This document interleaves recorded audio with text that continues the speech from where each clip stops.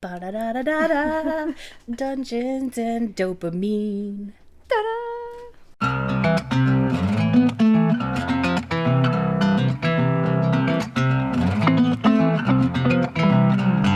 Hi, welcome to episode 98 of Dungeons and Dopamine. I'm Brie. I'm Jess. And we are here visually again.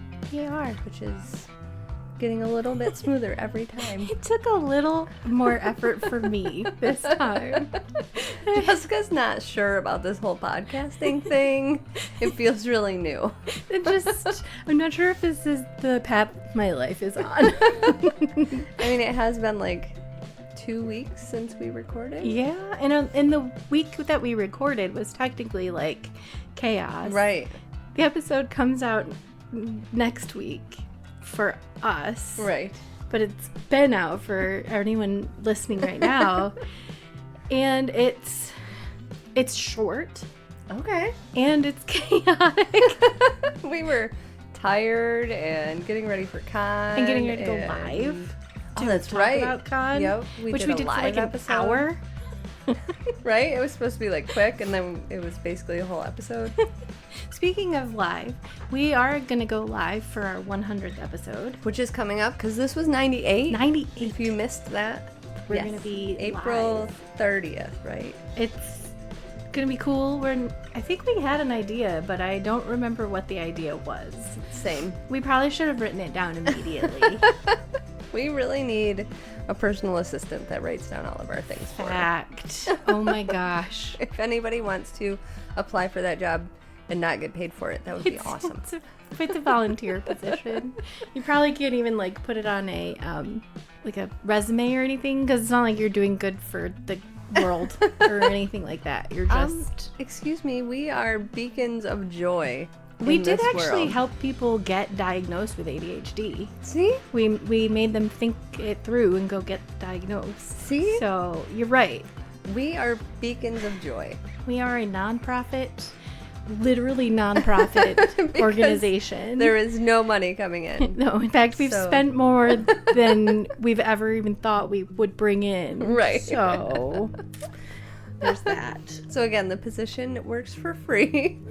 But you get to hang out with us. True. And take notes on things we talk about. I mean, what could get better than that? Nothing. Thank you. Nothing. Thank you for that support. So, although technically we've talked about being at con before. This is the first time we've actually been done with con this year. So, that was really fun. We had a good time. I think even better this year than last year. And you know, the thing that sucked though is that it, like, mid-con, like just after lunch, my stomach started hurting so bad. Oh yeah. You were so done by the time it was done. I was so tired. You were like sitting down, you were like, I'm sorry that I'm sitting. I was like, you were allowed to sit down. No. It's okay. Nope. And then one thing that made me really sad was that we saw the stormtrooper from last year, but we didn't get to talk to the stormtrooper from last year. It's true. It bummed me out a lot. Aww. Ryan was like, that's him. That's the stormtrooper. And I was like, what? Go get him. Bring him over. And he wasn't dressed like a stormtrooper, so I was really impressed that out of all of us, Ryan remembered him. That is wild. Good job, Ryan. Don't tell him that. Okay. Scratch that. Cut that out before he hears it. That wasn't a car stopping. It was a record scratching. Good job. Because we record this on vinyl. Yes. Obviously. Are there other ways? On Dungeons and Dopamines. Really the only way to get the best sound quality is to record it directly to vinyl. I do like the pops on vinyl. Like, it makes something in my brain tickle, and I like it. we would sound great on a record. We would sound amazing. We sound amazing everywhere. Can you imagine if you could buy each Dungeons and Dopamine episode on vinyl? Or do you think they'd put like multiple episodes? One on each side. But maybe they could be 46s, right? Isn't that the little ones, 46s? 45s? 45s? Mm-hmm. Sure. I think. We would be 46s. Obviously. 42s, 45s, 46s, whatever the little records are. we would be there. Yeah. Like, you could buy a box set. Season 1, Season 2. I love it.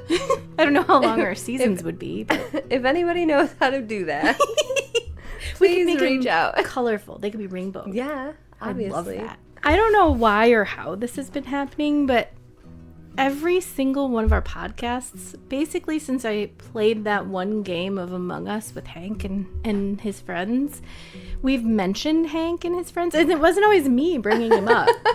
But now it's a trend. Now it's a trend, and there has to be like the Hank moment. It's like the Bluey long dog trying to see it in the background of pictures, except it's just trying to figure out when Jessica and Brie are going to mention Hank. I think we should have a little segment devoted. We can call it the like Minute of Hank. We could work on the name, but yeah. That's your way of saying that you didn't like it. What? No. For some reason, I really like alliteration. Yeah, alliteration always. But we can't give Hank a whole hour. Right, an hour of Hank. It doesn't have hour of Hank. It's alliteration. It doesn't now feel good enough. Hour of Hank. Which sounds suggestive. It does. This is our life. Yep, I missed you. It splashed back at me. Thank you for not spitting it out your nose. I'm still just trying to think of an alliteration for happy minute with Hank. Or for Hank. No. We could do it with Hank. He could join us. Every week he has to show up at my house and sit in the other room until we call him in for his minute of glory. And then he has to go back out and sit again to come back in for the second episode. Right. Right. I don't see why that would be a problem for him. No, not at all. He shouldn't be selfish. He would be honored, I'm sure. He did show up for Comic-Con, though. He did. In all his Dogman glory. It was amazing. Got his Employee of the Month pin. He did. And his bag of random trinkets. Because I just gave him one of everything we've ever given away. Right. And that's what you get if you're a big fan of Dungeons and Dopamine. We bring you up in every episode and make you dress in costumes to hang out with us, and then we give you goodie bags of prizes. It's true. I mean, what more could you want? What more could you want? I looked at us instead of like the camera. What more could you want? I thought of the thankful Hankful. Because we're thankful for Hank. But so far, that's the best I got. Did you know that Hank's birthday is near Thanksgiving? I did not. So every year, Hank has Hanksgiving. That's such joyful news to me. Can't believe I forgot to tell you that. Do you think he's going to stop supporting the podcast because we won't shut up about him? No, I think he likes it. At least. He's going to start marketing it more for us. He's going to be like, listen to these girls talk about me for a full 5 minutes. Making me wear costumes.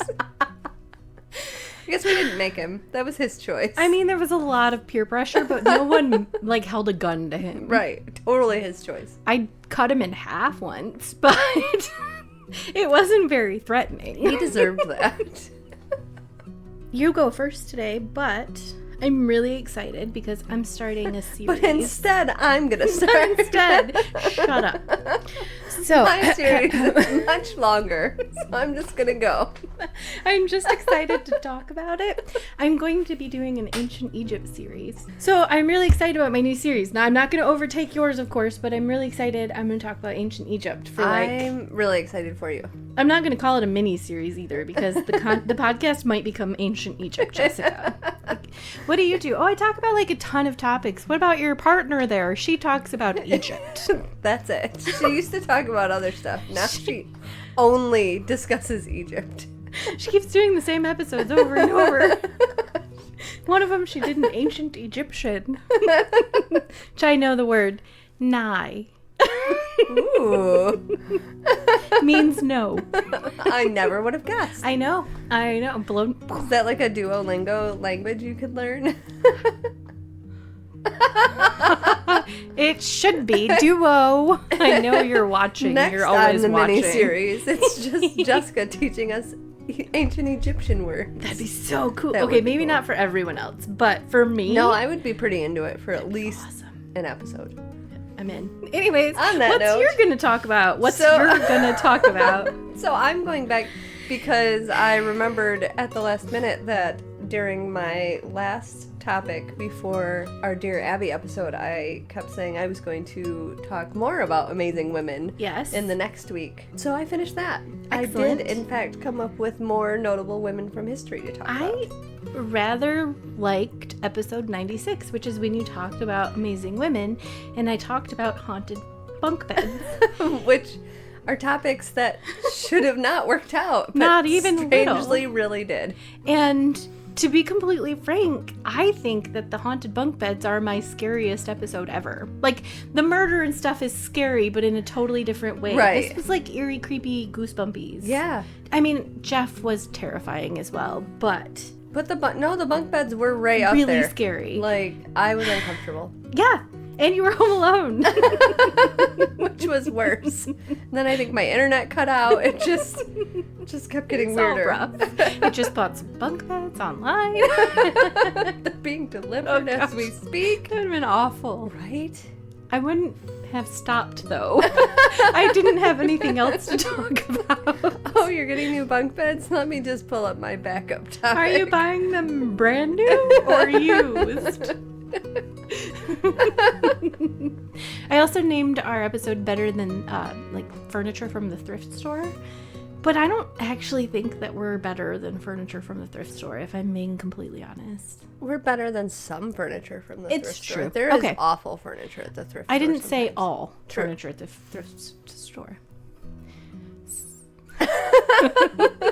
Yes. Do you want to tell your story? Because No. I'll shut up if you would like. I would love to hear about amazing women and All thank right. them for what they've done. So, some more amazing women. Strangely, our topics almost overlapped. Good thing you told me that you were covering ancient Egypt, because a whole bunch of women from Egypt popped up when I was researching this time. So I avoided them. I also avoided, for some reason, a bunch of like war heroes came up this time, or like empire leaders, or... Princess Leia? Yes. She wasn't the leader of the empire, though. In fact, this whole episode is actually just about Princess Leia. Dude, I'm in. That would be a good one. I don't care if you're talking about Carrie Fisher or... You could do both. Oh, for sure. You could like start with how much of a badass Carrie Fisher is, and then be like, and her most well-known character was Princess Leia, and here's why Princess Leia is also a badass. Yeah. I have to go rewrite my whole episode, sorry. I understand. I'll just talk about ancient Egypt. Perfect. Yeah, so there were also a bunch of like women that ruled kingdoms and dynasties, and I kind of went away from them, not because I don't think they're important, but it's just not the style of things I talk about. So I'm going to start with Grace O'Malley, which is the very English version of her name. And she was alive from 1530 to 1603 and is also known as the Pirate Queen of Ireland. I include her for two reasons. One being that the Irish version of her name would basically be pronounced as Granuel, which is the name of the female hero in the Iron Druid Chronicles by Kevin Hearn, which is my favorite series ever. Probably and not by accident, I would assume. I assume so, knowing how much Kevin Hearn researches and what he bases a lot of his stories on. I'm sure there are some tie-ins to this. Seems, yeah. Iron Druid, and they're very Irish-based, and Granuel in the book has very beautiful red hair, curly red hair, and all of that. Merida. Basically, the other reason is that she's kind of an Irish folk hero.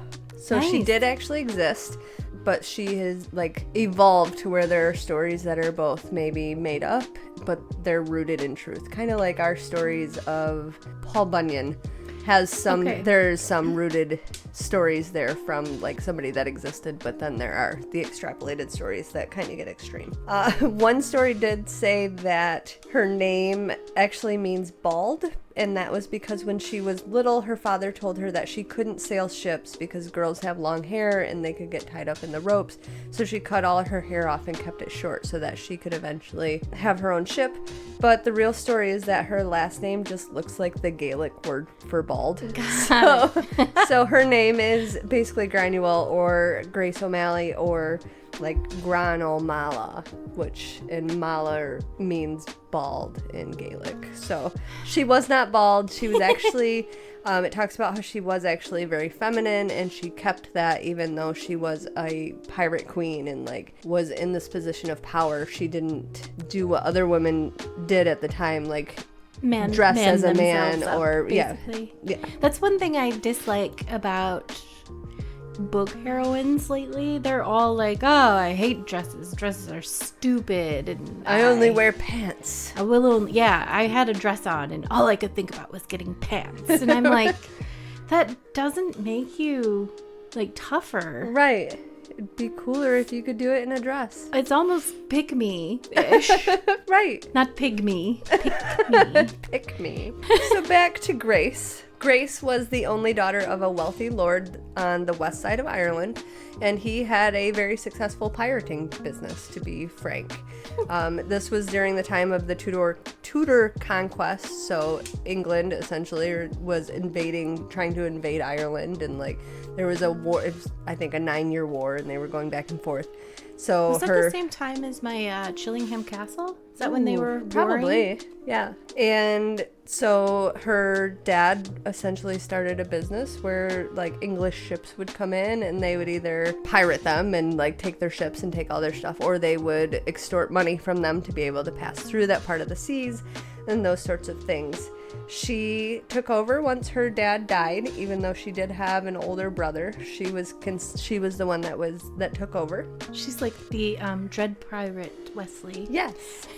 And so she had her own ship. She captained her own ship. It is even said that she birthed one of her sons while she was at sea. It can't be proven, but the tales say that she literally like gave birth, and the next day their ship was attacked by other pirates, and she like went up to the top and like directed everybody as the captain to like fight off this pirate ship that was invading. I believe that in that the day after you have a baby, you're probably ready to kill anyone who might get in your way. Right. Or hurt your baby.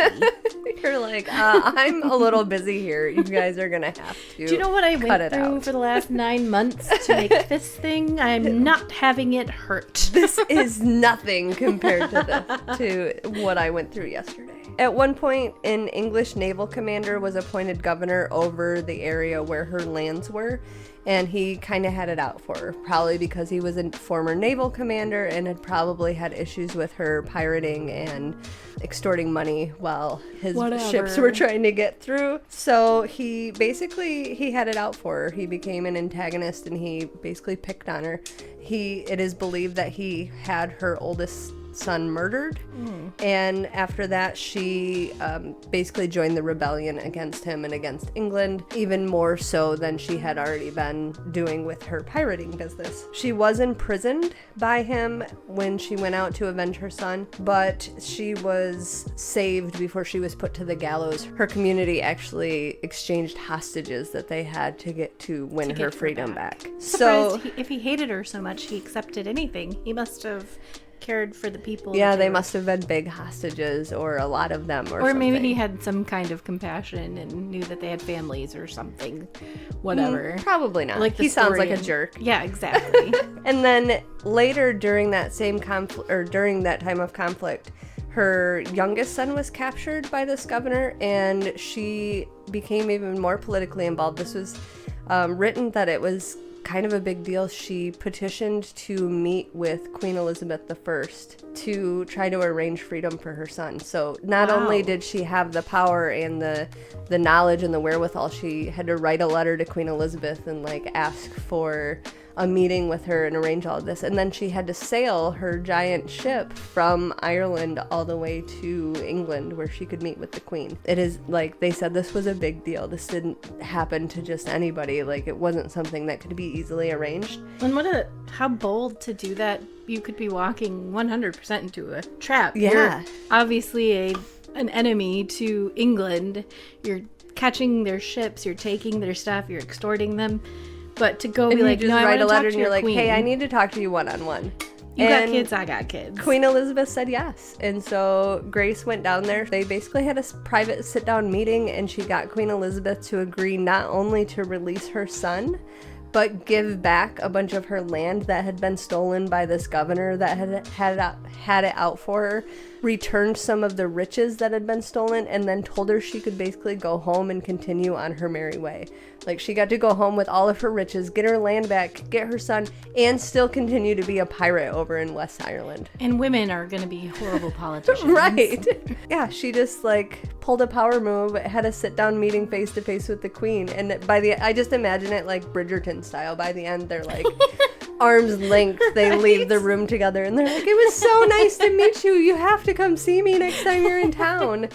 So that's Grace O'Malley. I don't know that we need to thank Grace O'Malley, but like, but thank you, way Grace to go, O'Malley. Grace O'Malley. Right? Killing it, literally. The next three are actually all connected, which I thought was very interesting. The first, Charlie's Angels. It is. How did you know? I just guessed. I'm just good at guessing games. I'm gonna do both their characters and who played them in the movie. The first one is Elizabeth L. Van Loo. She was alive from 1818 to 1900. She was a white abolitionist that she was born into a slave-owning family in Virginia. But when her dad passed away, her and her mother became very involved in the anti-slavery movement and the abolitionist movement and the unionist movement, even though they were in Virginia and who seceded during the Civil War. They still supported the union movement. Because of the way her father had set up like his will and his wishes when he passed away, they were able to free some of their sleeves. Some of their sleeves. They got rid of those sleeves, man.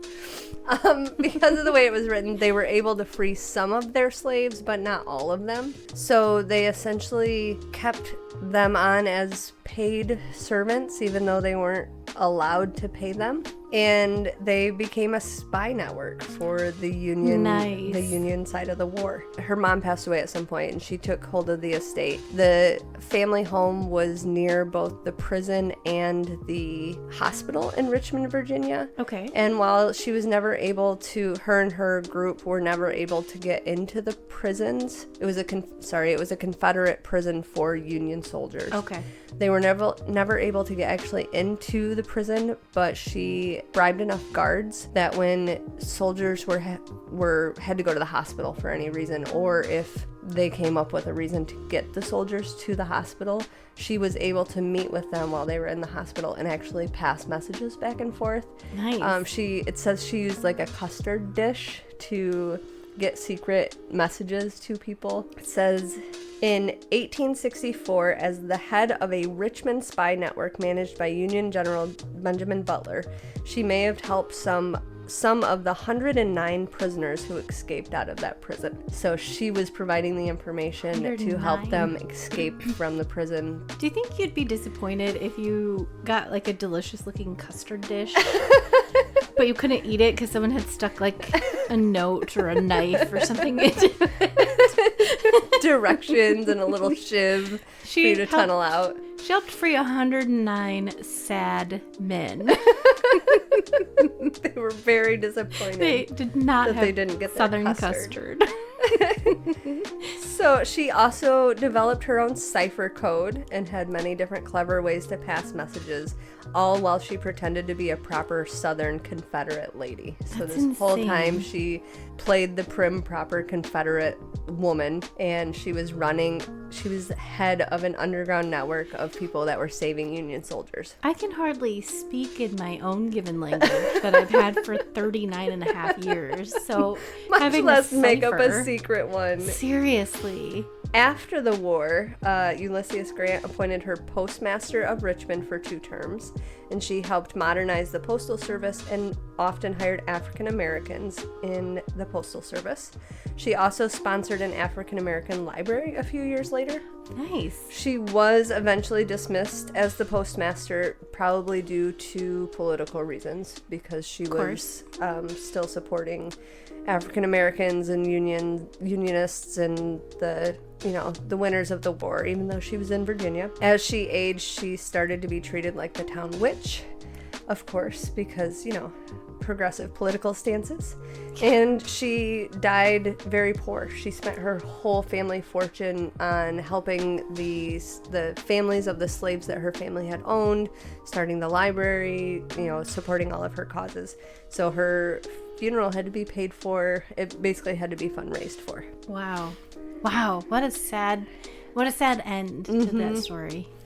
And then, so one of the women that had actually been enslaved by her family was named Mary Richard Bowser. From a young age, Elizabeth Van Loo did make sure that Mary was well educated. She sent her to a northern school to get her education, like Princeton or something along those lines, and then sent her to Liberia as a missionary. But Mary hated it there and asked to come home. Van Loo brought her back to the States, and as mentioned before, because of the way the will was written, Mary was one of the slaves that could not be freed.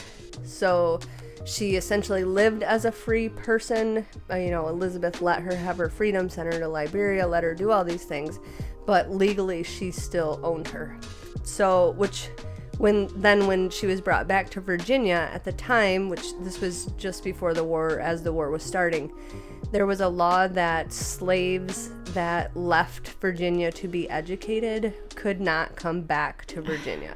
So she came back, and she's in this weird legal status. She is eventually arrested, and she's charged either for not having the proper paperwork to be a freed slave or for returning as an educated slave. But because of this weird limbo area that she's in, because she's not freed, she's just able to live as if she is, she kind of skirts the issue. She does spend a little bit of time in prison, or jailed, but she does eventually get out. And then she kind of is able to use this status to get into places that a lot of people in this underground network can't, because she has status as a slave, so she can be in these underground slave meetings. She's treated as one. So. But she can also get into other African American meetings or freed slave meetings, places that the white abolitionists were not able to get into. Probably get some really good information that would later be put in custard. Well, so because she's so well educated and she becomes so ingrained in the spy network because of Elizabeth, she is eventually sent to work for Jefferson Davis, who is the president of the Confederacy, and she becomes the source for the war on all of the goings-on in Davis's own house. That's huge. That is huge. This was just a person's quote, but it is said that Grant says he got some of the best intel from this Mary Bowser, that because she was a spy in the Confederate president's home. Isn't that wild? That's crazy. These women essentially helped win the war for the North. And after the war, she traveled the country giving lectures and speeches. She stayed very politically active until she basically disappears at the age of 26. She writes a letter saying that she recently got married and that she needs money. She's going to go join her husband in the West Indies, and then she's never seen or heard of again. So it's still unknown if she died or if she actually escaped and went to stay with her husband. It sounds really fishy. Yeah. And I can't believe she was only 26. Yeah. And all of her, and then her history's kind of mixed up, and the couple things that I read about her, they make it sound like it's fishy, like she was always lying or she was always telling different stories. But if you were a woman who had been a spy during the war, a black woman who had been a spy during the war, and now you were traveling the country giving speeches and lectures, of course you would be telling stories so that people couldn't track you down or find you. It talks about how she often changed names, or she had a lot of different aliases. Of course she did. She was at risk. She was in danger. Constantly. Plus, she had been a spy. That's like the number one thing you do is you have aliases. Like the Somerton man, which, by the way, I called him the Somerset man. No, his name was Somerton. Not his name. The place where he was found was Somerton. Anywho. It just throws people off more if you call him the Somerset man. It's more mysterious than when they try to search it. It's not there. But there's this other story that's a perfect parallel. Weird. Anyway. And then a second woman associated with the Van Lew estate is Maggie Walker. And this is an African-American woman who was born to parents who were slaves at the Van Lew estate. They were freed when she was very young at the end of the war, and they went out and got normal jobs, and she was educated and became very involved with political stuff and just being a benefactor and helping people at the age of 14. Wow. So gets freed and immediately dives into her education, gets really well educated, starts helping other people, joins this nonprofit organization, and then starts writing in the newspapers about how the African American community needs to work together to really build wealth within their community. Because at this time, obviously right after the war, you're not getting nobody's lending money to black people. Nobody's even letting you put money in banks. Nobody's giving you mortgages. There's none of these options. You can probably barely find work in some places. So she starts writing to the newspapers about how everybody needs to come together and people need to start investing their money in their communities and like building these institutions. And then starts her own, it's like a women's insurance group. So an insurance group specifically for women. So they all put in a little bit of money and they start this insurance fund. And then by 1903, she starts the St. Luke Penny Savings Bank and becomes the first woman of any race to charter a bank in the United States. And it continues to grow. By 1924, it has over 50,000 members all over Virginia. And this bank survives the Great Depression. So when other big banks are failing, this bank survives the Great Depression, I think moves to Richmond, Virginia, and still exists to this day. Holy cow. Yeah. Sweet. She also continued to be politically active until her health complications slowed her down and she eventually passed away. So that's three women from one household in just pre-Civil War days that really changed the course of history for women and for African Americans. That's pretty sweet. I like that a lot. A couple more that are a little bit more recent, starting with Wangari Maathai, who I did actually learn a little bit about when I took a women's studies course in college. She just passed away in 2002, so she's a lot more recent. And she was born in Kenya and in a very, poor area. Her. Yeah. We did spotlights for Black History Month. Mm-hmm. And she was one of our spotlights. So she's born in Kenya to, a very rural, unpopulated, uneducated area, and eventually, basically wins a contest, which is a scholarship to come to the United States and study whatever she wants in the United States. She earns her bachelor's degree and her master's degree while she's here, and then goes back to Kenya and becomes the first woman in Kenya to earn a PhD. With all of that education, becomes very politically involved and is helping not just her area, but women worldwide. And this is, of course, at a time when women are especially not welcome in politics in Kenya. It's a very male-driven society. Women are still unclean in some areas. They're not even allowed to stay in the same house as you when they're menstruating. Crazy stuff like that. That makes me really tired. Right? Just makes me want to go take a nap. And so she gets super involved in politics. She eventually starts the Green Belt movement, which essentially paid underprivileged women to plant trees because there was a big issue in Kenya with deforestation, and it was starting to affect, water runoff. They were having trouble, getting water to their communities, just not having enough shade and plants and trees and food. It was really affecting all parts of their economy. So she starts paying women to plant trees. And it's as simple as, go into your forest and find these seeds and plant them, or send them to me or plant them, and I'll pay you for however many you plant. That's amazing. And this starts this whole movement where suddenly women are empowered to have their own money. It grows and grows and grows until it becomes this giant organization that is not only helping to reforest and help the environment in Kenya, but it's empowering all these women and giving them money to start their own businesses or do their own things.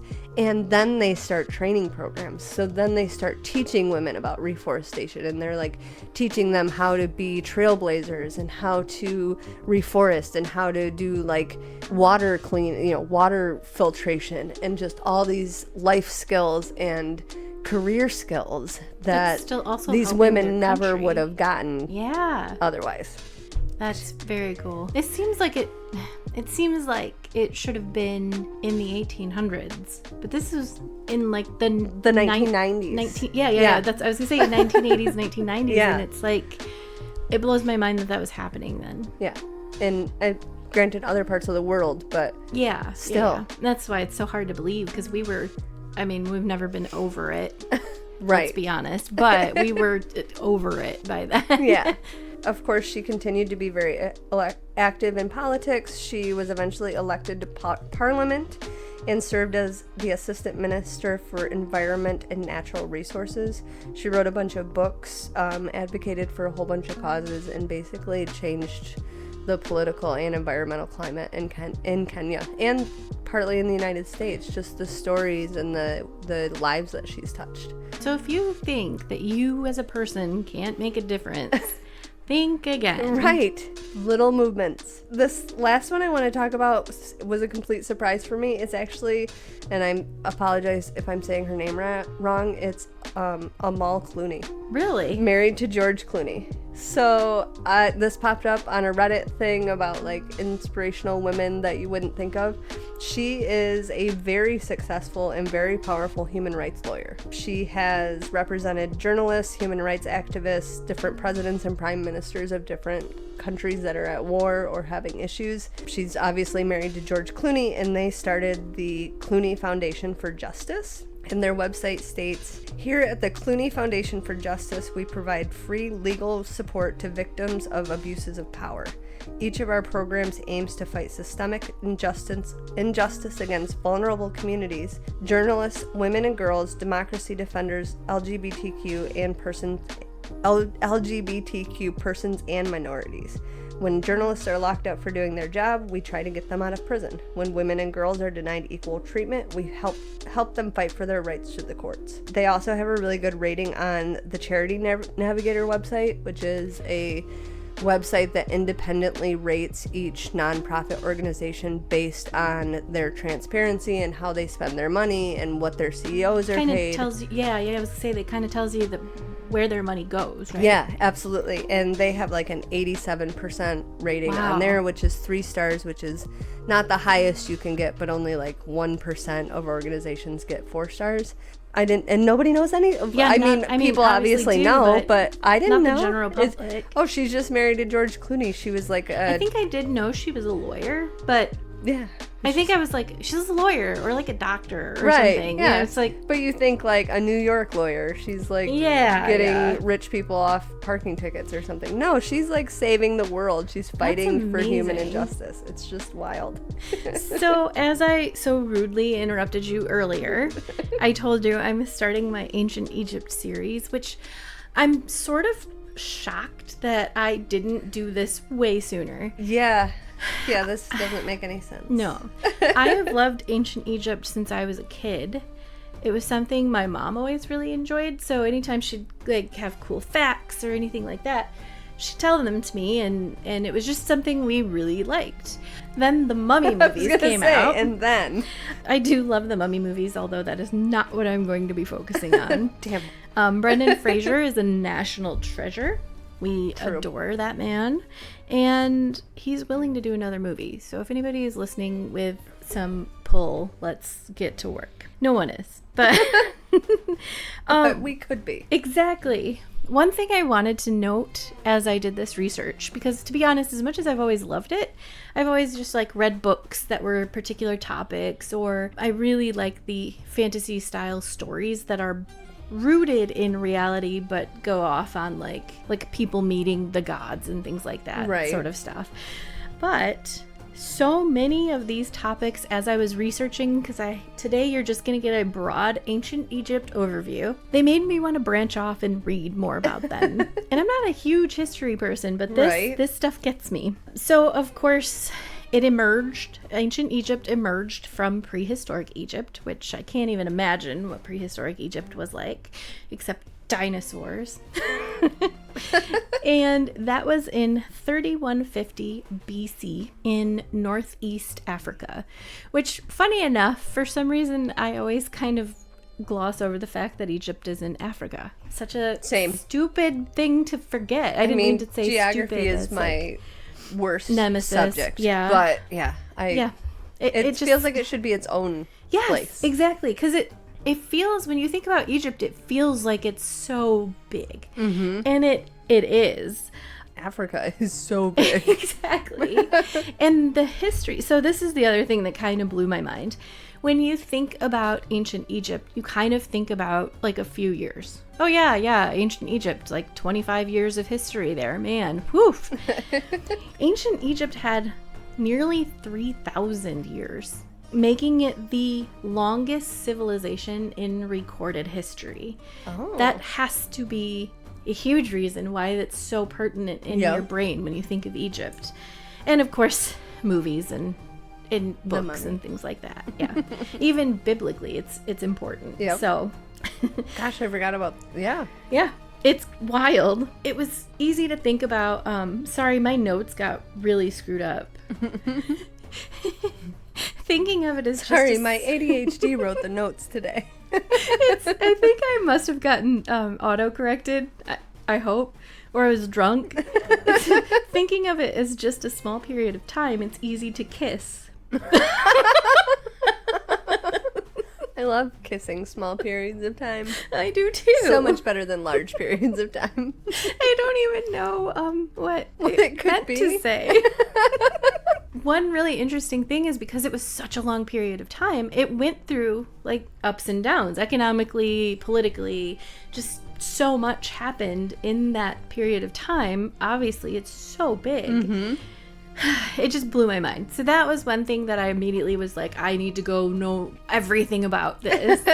Tell me more. But it's also very overwhelming because it's so big. So this overview is very general in like a vast, vast world of Egypt options. Exists, and this is how it's spelled. It's in Africa. Kiss. The stable periods of time were known as, there were 3 of them, and they were known as the Old Kingdom of the Early Bronze Age, the Middle Kingdom of the Middle Bronze Age, or the New Kingdom of the Late Bronze Age. And then those bring you up to like 300-ish BC, where you can kind of argue that the Egyptians weren't, it wasn't, not that the Egyptians weren't Egypt anymore, but that Egypt wasn't Egypt anymore. It was handed over to Alexander the Great in 332 BC. Okay. Which was another thing that I was like, I know Alexander the Great, but I don't know Alexander the Great. Side topic. So I suggest you learn about Alexander the Great for me. Thank you. No problem. And then, of course, in 30 BC, the Romans marched in, and you can read the Bible to figure out more about that, because it's kind of a big deal. And then it picks up there. Watch the movie Moses. A huge part of the success of ancient Egypt and why it was so big and lasted so long was the Nile, which obviously you put those two together. When you hear Egypt, you think the Nile. Mm-hmm. But they used it. They utilized it properly. They created irrigation systems, and it led them to be very successful. We know, obviously, that they came up with their own independent writing system, and they had a military to protect themselves, of course. One thing I wanted to read straight from Wiki. We know that I do super great when I read from stuff, so bear with me. Among the many achievements of ancient Egypt are the quarrying, surveying, and construction techniques that supported the building of monumental pyramids, temples, and obelisks, a system of mathematics, a practical and effective system of medicine, irrigation systems, agricultural production techniques, the first known planked boats, Egyptian faience, I believe this is the word, and glass technology, as well as new forms of literature and the earliest known peace treaty, which was ratified with the Anatolia-based Hittite Empire. I should have looked up the pronunciation of that. Its art and architecture were widely copied, and its antiquities were carried off to be studied, admired, or coveted in the far corners of the world. Just when you think of Egypt and you get a picture in your head, if you're one of the people that sees the apple as an apple, not just a black and white drawing, you think pyramids, you think of the amazing like gold work, the hieroglyphic arts, they just did so much, but they did so much more than that, with even coming up with some of our mathematical technologies and sciences today. It's just crazy. They did everything. Something that I was really surprised to learn is that the land in ancient Egypt was more of a savanna than a desert. Really? It really blew my mind. Like, yeah, of course things can change, but it really, I don't know, it never occurred to me that it was different.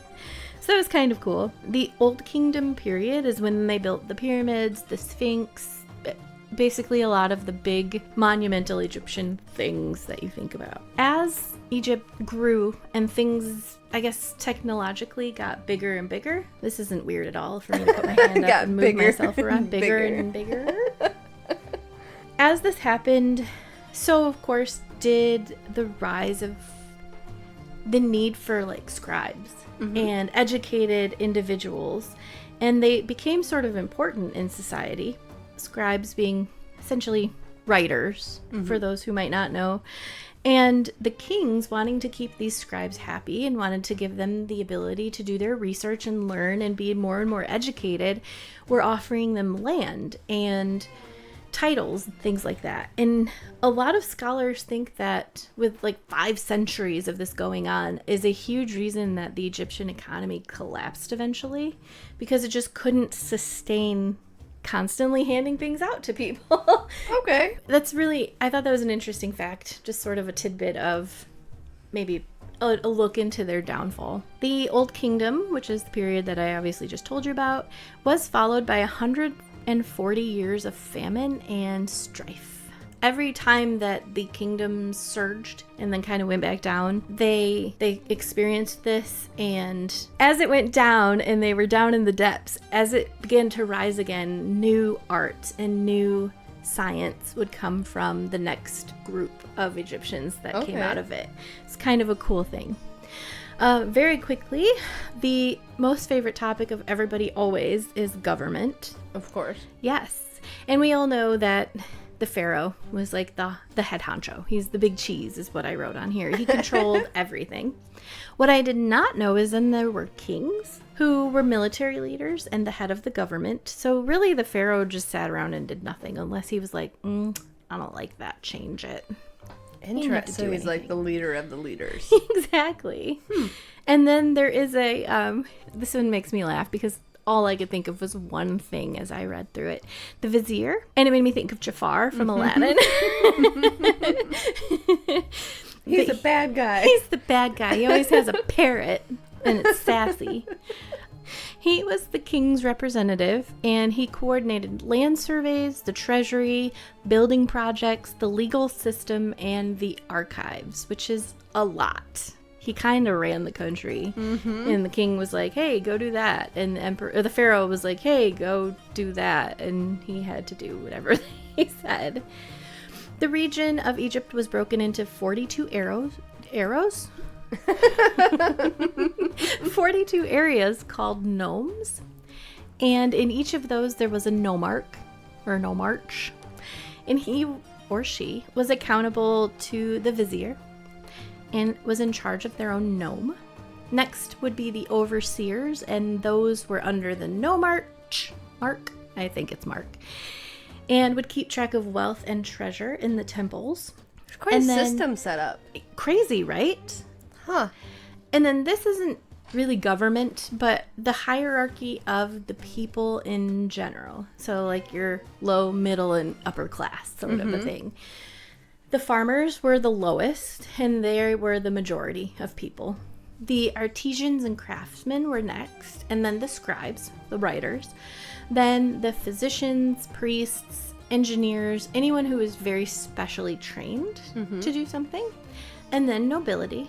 And then, of course, the hierarchy that I just told you about. So it would be the nomarchs and the, vizier and everything. Slavery, as we know it, wasn't an Egyptian thing. They did have... I don't know how to say this because there's no proof that they had slavery as we know it. What it looked like is that slaves were used more as like indentured servants, which sounds more like, yeah, they were slaves. Like, what are you talking about? But these... It's just a difference in phrases. Yes. Wait, are you trying to like get them out of it or what? But these slaves were able to earn or purchase their freedom. Unlike slavery of the horribleness, which slavery is ironic. Of the horribleness. Yes. I'm sure it still wasn't fun to be a slave back then, but they did also get treated by doctors within the workplace. So they were still treated they were treated like people. That's nice. Yeah. So men and women were all treated equal-ish under the law. A lot more equal-ish than women were in America for a while. Right. Which is sad. Uh-huh. They were all allowed to petition the vizier, which I guess is how you'd get your case or whatever brought to their attention. Married couple... Oh, nope. Rewind. Men and women both had the right to own property, make contracts, marry and divorce, receive inheritance, and pursue legal disputes in court, which feels very equal. Married couples could own property jointly and protect themselves from divorce by agreeing to marriage contracts. So essentially like the very first prenups. Awesome. Yep. Ahead of everybody else there. Exactly. Egyptian women had a greater range of personal choices, legal rights, and opportunities for achievement. Some even became pharaohs. Like, yes, queen. Right? Maybe you could do pharaoh women. That'd be cool. Not feral women. That would be all of us. I could do both. Bree and Jessica. Here's some more information about us. Just play the episode where our topics were each other. Yes. Despite the option to make all these choices, many women really didn't want to take part in these big high up roles. The most popular one for women was a high priestess, but they just kind of wanted to like do their thing. Like, you guys, you do all the work. We'll just take all the spoils. As I mentioned, the majority of people fall into that. I wasn't gonna say anything. I like it when you call yourself out. There should be a little light that you can like light up when I mispronounce words or misspeak or say something stupid. It'd just be on the whole time I spoke. Turn it off when you're speaking correctly. Hey! Oh, nope. Just kidding. As I mentioned, most people fell into the role of farmers.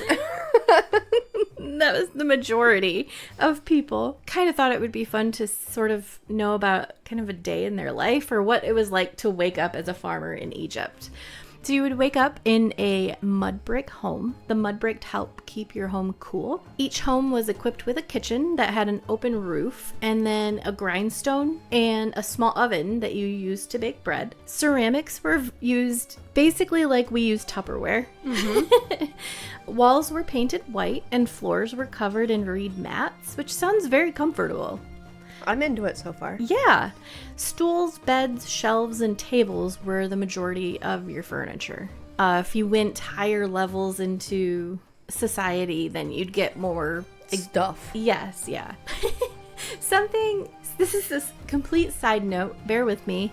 Every time I've ever thought about time travel, I've always thought it would be really gross because people didn't smell good. They didn't always take good care of themselves. They didn't have the options They to. didn't. Like, hygiene was so hard to do. Right, and we didn't know what we didn't know, basically, right? So you'd had rotting teeth, and I mean, a lot of our early American presidents had like wooden or fake false teeth because they had not been taken care of. Anyway, so Because there wasn't toothpaste yet. exactly. Or fluoride. In my notes, I specifically wrote Europe smelly, ew. They all lived on top of each other. Yes, and yeah, that's hence the plague. Anyway, the ancient Egyptian people actually placed a really big importance on hygiene. So they would wash with animal fat soap. The men shaved like down to pretty much nothing. So when you see that in movies, they really were pretty hairless. The upper classes did have like makeup and jewelry and things like that, but they had irrigation with the Nile. You mentioned that they had figured out irrigation, so they could had take water. baths. Yeah, so that was really important to them. And then the fun. One of the things I sometimes wonder about societies because life is so different today than it would have been back then, obviously. But sometimes I wonder, like, what did they do for fun? Because for me, it's sitting down and playing Baldur's Gate. Right. No one could do that. They could imagine it. They could play pretend. It was old school LARPing. So I want to read this from Wiki. The ancient Egyptians enjoyed a variety of leisure activities, including games and music. Senet, a board game where pieces moved according to random chance, was particularly popular from the earliest times. Another similar game was Mihen, which had a circular game board. Hounds and Jackals, also known as 58 Holes, which is a really weird name, is another example of a board game played in ancient Egypt. This is kind of just a fun fact. The first set of this game was discovered from a Theban tomb in I knew how to say this, Amenemhat. Amenemhat? Sure. You would know. That's professional. I'm a professional. You are. And it dates back to the 13th dynasty. So old. They used to play juggling and other ball games. They would do wrestling. The children would do wrestling. Does specifically say the children. The wealthy members of society enjoyed hunting, fishing, and boating. Right? Okay. Yes. It seems so normal. Yes. Yeah. Really weird. They played board games and went fishing and boating. And... Okay.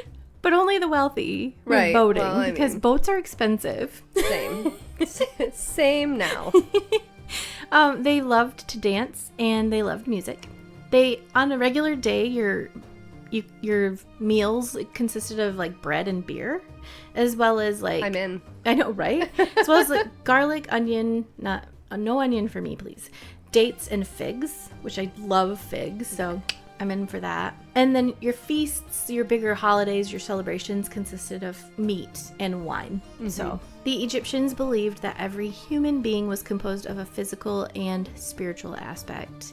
Each person had a body, swit, which is a shadow. I'm probably saying that one. It's just SWT. I don't know how to say it. Swit. So that's a shadow. A ba, which is your personality or your soul. A ka, which is your life force, and then a name. The heart was considered the center of emotions as opposed to your brain. Okay. After death, we know that there's a big thing about death. We know huge they care about death. We're not going to get into that too deeply today because it's too big. But after death, all spiritual aspects were released from a person, and they could move about at will. The goal was for your ka and your ba to become one. I like it when my ka and my ba are one. I know, when my ka and ba align, I just feel like things are right. Everyone, when they came together, would be judged if they were worthy or not. Their heart was weighed against the feather of truth, and if you were deemed worthy, you could continue your existence on earth in spiritual form. If you were not deemed worthy, your heart was eaten by Amet, the devourer, and you were erased from the universe. Details. Of course, we know that there are huge major burial customs with the ancient Egyptians, and I would really like to cover those another time. Because it's a whole episode separately. Exactly. I don't know if I have time. I have some silly fun facts, but maybe I'll just post those online because this went too about... We did good. Yeah. Look at us. So, you start, not me. Start! I'm going to talk about my fun facts. If you don't do it now, I'm just going to keep going. Fun fact. We're having fun. I hope you leave that in. Maybe it'll be a clip. So, this was Dungeons and Dopamine podcast. Woot woot. You can listen to us anywhere you stream podcast and or on YouTube. You can also support us on Patreon at www.patreon.com/dungeonsdopamine. Ryan went and looked at our Patreon, and it's so dead that they had disabled it for a while. So he re-enabled it. You can find us on Facebook, TikTok, Twitter, Insta, Reddit, Twitch, and Discord. Woo! Woo! You can also reach out to us at any of those social media options, or you can email us at dungeonsdopamine@yahoo.com. Dungeons and Dopamine is edited and published by Argyle Pigeon Productions. That was a very enthusiastic pigeon. That one was hurt. That one was having a bad attacked time. by my cat on the roof Before she fell off. She's hoping it would fly her away. No, she wasn't. She was like, chicken. Got it.